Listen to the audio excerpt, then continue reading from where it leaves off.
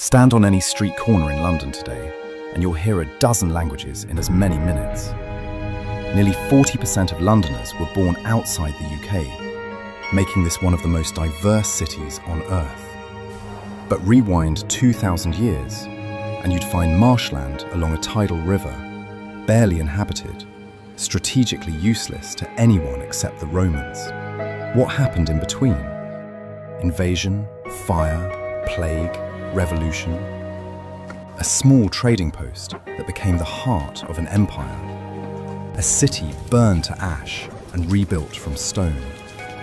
Through conquest and catastrophe, London kept growing, kept adapting, kept pulling people in from everywhere. For centuries, we've had to imagine what those earlier versions of London actually looked like. Artist sketches, faded engravings, descriptions in old journals. But now, using AI trained on historical imagery, we can take those original drawings and paintings and see them as they might have appeared in real life. The cobblestones, the crowds, the smoke rising from medieval chimneys. You're about to witness almost 2,000 years of history in one video. Sit back and relax as we journey through the incredible history of the capital of the United Kingdom, London. Let's go back to where it all began.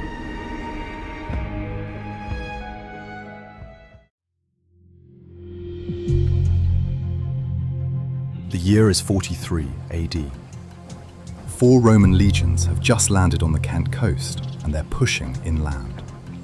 They need a place to cross the Thames, somewhere they can build a bridge and establish supply lines back to the continent. They find it here, at the river's lowest crossing point before it widens into an estuary. Within a decade, Londinium is bustling. Merchants from Gaul, soldiers from Syria, traders from North Africa. The Romans build their bridge exactly where London Bridge stands today.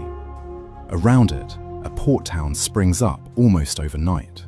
But 17 years after its founding, disaster strikes. Queen Boudica of the Iceni tribe has had enough of Roman occupation. Her army marches on Londinium and burns it to the ground. Archaeological digs have found a layer of red ash beneath the modern city, evidence of that destruction. The Romans rebuild, bigger than before. They construct a massive wall around the city, parts of which still stand 2,000 years later. At its peak, Londinium is home to maybe 60,000 people, the largest city in Britannia. Amphitheatres, bathhouses, forums. This isn't some frontier outpost anymore. It's a proper Roman city. Then, by around 410 AD, Rome itself is crumbling.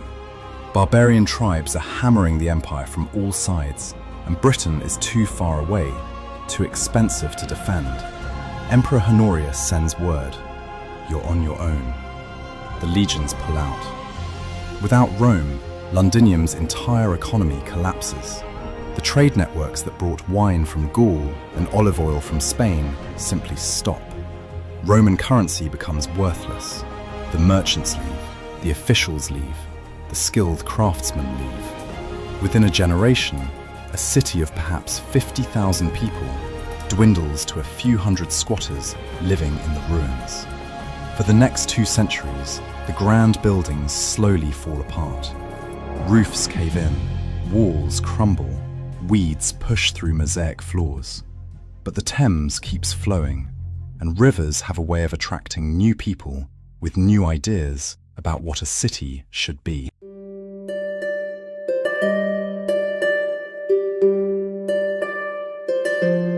The Saxons who settle in Britain after the Romans leave don't particularly like cities. They're farmers, village people. They actually avoid the old Roman city, seeing it as haunted, cursed. One Saxon poet calls the ruins the work of giants. They can't imagine how mere humans could have built such massive structures. Instead, around the 670s, they build a new settlement about a mile west of the Roman walls. They call it Londonvik, London Trading Town. This is where modern Covent Garden and the Strand are today. If you're watching a performance at the Royal Opera House, you're sitting directly above Saxon London. By the early 700s, goods are flowing in from all over. Amber from the Baltic, millstones and wine jars from the Rhineland, pottery and metalwork from France and Germany. At its peak, Londonvik might have 8,000 people living there. Not huge by Roman standards, but thriving. But then, the Vikings arrive. Starting in the late 8th century, Norse raiders keep hitting the settlement. These aren't just raids anymore. They're coming up the Thames in force. In 842, they sack Londonvik completely. In 851, they do it again. King Alfred the Great finally has enough. In 886, he retakes London from the Danes and does something clever. He abandons Londonvik and moves everyone back inside the old Roman walled city, which is much easier to defend. He repairs the ancient walls, recuts the defensive ditches. The city is now called Lundenburg, London Fortress. Lundonvik is left empty, gradually earning a new name, Eldvik, the Old Settlement. That name survives today as Aldwych, the curved street in central London. Over the next century and a half, the city changes hands multiple times between Saxon and Danish rulers. In 1016, King Canute, yes, the one from the legend about commanding the tide, makes London his capital. When Edward the Confessor becomes king in 1042, he builds Westminster Abbey just west of the city. That decision will shape London's geography forever. The city for commerce, Westminster for power. Edward the Confessor dies childless in January 1066, and England tears itself apart over who should rule next. Harold Godwinson is crowned king, but across the Channel, William, Duke of Normandy, claims Edward promised him the throne. In September, Harold has to march north to fight off a Norwegian invasion. He wins, but he's barely caught his breath when news arrives.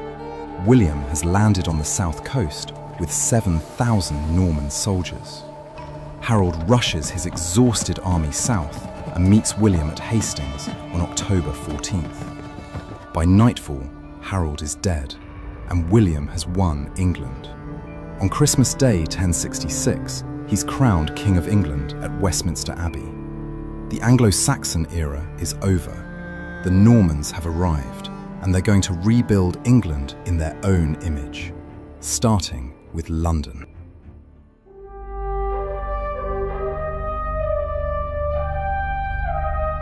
William doesn't entirely trust London's population. They supported Harold after all. So he builds not one, but 3 fortresses to keep them in line. The biggest becomes the Tower of London, which starts as a symbol of oppression and will remain a symbol of royal power for the next 1,000 years. The White Tower, its central keep, is a statement in stone. 90 feet high, walls 12 feet thick in places. It dominates the skyline, a constant reminder of who's in charge now. Medieval London is cramped, chaotic, and increasingly wealthy. By 1100, maybe 15,000 people live here. The city's merchants form guilds that control trades. Goldsmiths, fishmongers, drapers, mercers. These guilds become so powerful that the king has to negotiate with them. In 1215, when the barons force King John to sign the Magna Carta, London's support is crucial. The city extracts its own concessions: the right to elect its own mayor, freedom from arbitrary taxes. London Bridge, rebuilt in stone between 1176 and 1209, becomes a city unto itself. It takes 33 years to build. Shops and houses line both sides. The bridge has a chapel, a drawbridge, even heads of traitors displayed on spikes as a warning. For over 600 years, it's the only bridge across the Thames in London. Then, in 1348, ships arrive at London's docks carrying rats, and on those rats, fleas. And in those fleas, Yersinia pestis, the Black Death. Within 2 years, Somewhere between a third and half of London's population is dead. The city that had grown to maybe 80,000 people is suddenly half empty. Entire streets are abandoned. Bodies pile up faster than they can be buried. Mass graves are dug in fields outside the city walls. The city recovers, slowly. By the late 14th century, London is growing again. But tensions are rising too. In 1381, peasants and workers march on London, demanding an end to serfdom and unfair taxes. Wat Tyler leads them. They storm the Tower, execute the Archbishop of Canterbury, burn the palace of John of Gaunt. The teenage king Richard II meets with them, makes promises. The peasants' revolt is ultimately crushed. Tyler is killed, the leaders hunted down and executed. But it terrifies the ruling class. The common people of London have discovered their power, and they won't forget it.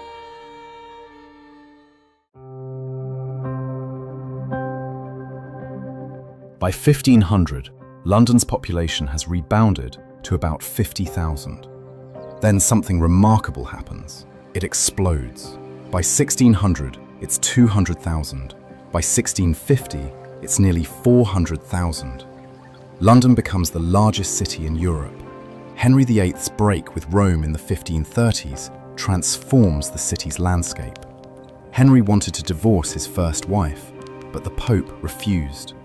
So Henry broke away from the Catholic Church, made himself head of the new Church of England, and shut down all the monasteries. In London, monasteries owned massive amounts of land. Once Henry seized it, that property became available. Aristocrats and wealthy merchants bought it up and built grand houses. Suddenly, London had room to expand. Under Queen Elizabeth I, London becomes the cultural capital of Europe. The Globe Theatre opens on the South Bank in 1599. Shakespeare is staging Hamlet, Othello, King Lear. Meanwhile, merchants are getting wealthy from trade with the New World and Asia.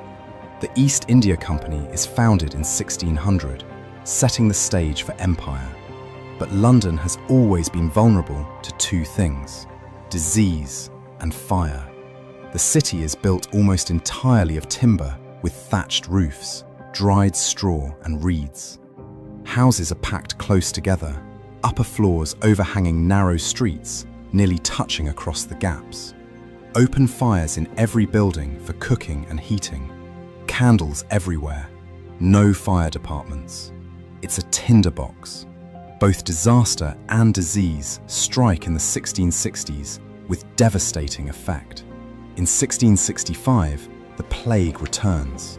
Not the Black Death exactly, but close enough. At its peak, 7,000 Londoners are dying every week. The wealthy flee to the countryside. The poor are trapped. By the time it burns out, maybe 100,000 people are dead, a quarter of the city's population.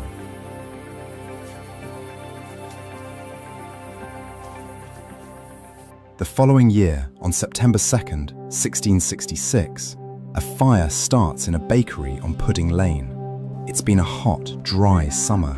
Strong winds are blowing. The fire spreads faster than anyone thought possible. For 4 days, London burns. 85% of the city within the walls is destroyed. 13,000 houses gone. 87 churches, including the old St. Paul's Cathedral. Remarkably, only about 6 people die in the fire itself, but 100,000 are left homeless. Christopher Wren sees an opportunity. He proposes a completely new city plan. Wide boulevards, classical architecture, open squares. It's an enlightened vision, and it's almost completely rejected. Property rights are too complicated, rebuilding too urgent. Most streets follow their medieval patterns, but the city is rebuilt differently. New building regulations require brick and stone instead of timber and thatch, far more resistant to fire. And Wren does get to rebuild St. Paul's Cathedral. The new one, with the iconic dome, takes 35 years to complete. It's still there, dominating the skyline, one of the few buildings to survive the Blitz centuries later. 18th century London is the centre of the Enlightenment. Coffee houses become the internet of their day, places where ideas and news spread rapidly. Lloyd's Coffee House becomes Lloyd's of London, the insurance market.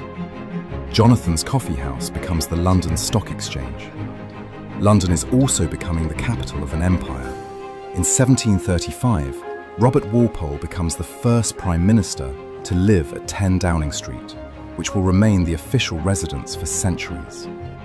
George III buys Buckingham House in 1761 as a private residence for his family.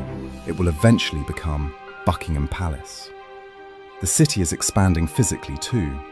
Westminster Bridge opens in 1750, finally giving London a second crossing after 6 centuries with only London Bridge. Blackfriars Bridge follows in 1769. After the defeat of Napoleon in 1815, Britain is the dominant world power, and London is where the money flows. Banks, trading houses, shipping companies. Wealth is pouring in from India, the Caribbean, Africa. Then comes the Industrial Revolution, and London transforms yet again. Factories, railways, mass production. In 1801, London has just over 1 million people. By 1851, it's 2.5 million. By 1901, 6.5 million. It's the largest city in the world. The Victorians build on a scale that's hard to comprehend. Trafalgar Square is laid out in the 1840s, commemorating Nelson's victory. The Houses of Parliament and Big Ben rise in the 1850s after the old palace burns down. That iconic Gothic revival architecture defining the city's identity. In 1851, the Great Exhibition opens in Hyde Park. The Crystal Palace, a massive structure of iron and glass, showcases Britain's industrial dominance to the world. 6 million people visit. It's a moment of supreme confidence, Britain at the peak of its power. The sewage system, still in use today, built by Joseph Bazalgette after the Great Stink of 1858, when the Thames became so polluted, Parliament had to shut down. Bazalgette's sewers finally fixed the problem, channeling waste away from the river. The Underground, the world's first subway system, opening in 1863. The Tower Bridge, an engineering marvel completed in 1894. But Victorian London is also a city of brutal inequality. The rich live in Mayfair and Belgravia in extraordinary comfort. The poor are crammed into East End slums. Cholera outbreaks killed tens of thousands in the 1830s and 1840s. Entire neighbourhoods wiped out by contaminated water. It takes a doctor named John Snow proving in 1854 that cholera spreads through water, not air, before anyone fixes the problem. Crime is rampant. In 1829, Robert Peel establishes the Metropolitan Police, the first professional police force, nicknamed Bobbies after him. But the city's dark side persists. In 1888, Jack the Ripper terrorises Whitechapel, murdering at least 5 women. He's never caught. The case becomes infamous, a symbol of Victorian London's dangerous underbelly. Charles Dickens writes about it all. The workhouses, the slums, the children working in factories. The contrast between the world's wealthiest empire and its desperate poor, all compressed into the same city.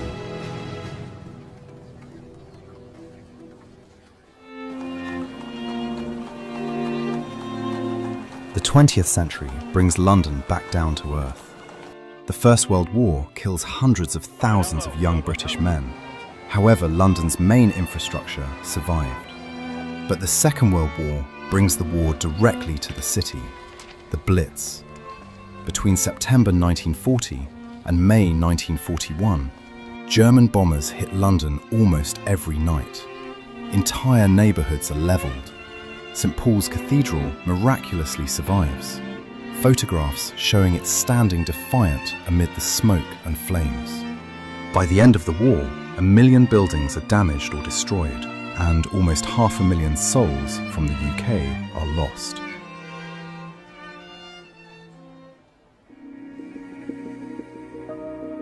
Post-war London is broke, bombed out, exhausted. The empire is collapsing. India gains independence in 1947. Rationing continues into the 1950s. Fog and coal smoke are so thick that in 1952, the Great Smog kills 12,000 people in just 5 days. But London rebuilds, again. The 1951 Festival of Britain, held on the South Bank, signals a new beginning. Brutalist towers rise from the rubble. The welfare state expands. And crucially, people start arriving from former colonies. The Windrush generation from the Caribbean in 1948, followed by waves of immigration from India, Pakistan, Bangladesh, later from Africa, Eastern Europe, everywhere. The 1960s bring a cultural explosion. Swinging London, the Beatles, the Rolling Stones, Carnaby Street, Mary Quant. For a moment, London feels young again. The next few decades are rockier. Economic decline, strikes, terrorism from the IRA. By the 1980s, the Docklands are abandoned, the East End is neglected. Then comes massive redevelopment. Canary Wharf rises from the old docks.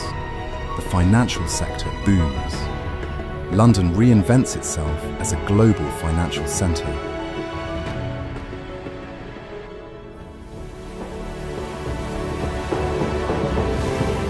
The 21st century starts with the Millennium Dome, an expensive flop that later becomes the O2 Arena. But London keeps growing. The 2012 Olympics transform East London, bringing investment and infrastructure. The city passes 9 million people, the most since before World War II. Modern London is defined by its diversity. Over 300 languages are spoken here. Entire neighbourhoods have their roots in different parts of the world. Brixton's Caribbean culture, Southall's South Asian community, Chinatown, Turkish Dalston, Polish Hammersmith. You can eat food from any country, hear music from any tradition, find a community from anywhere. The skyline keeps changing. The Shard, the Gherkin, the walkie-talkie building.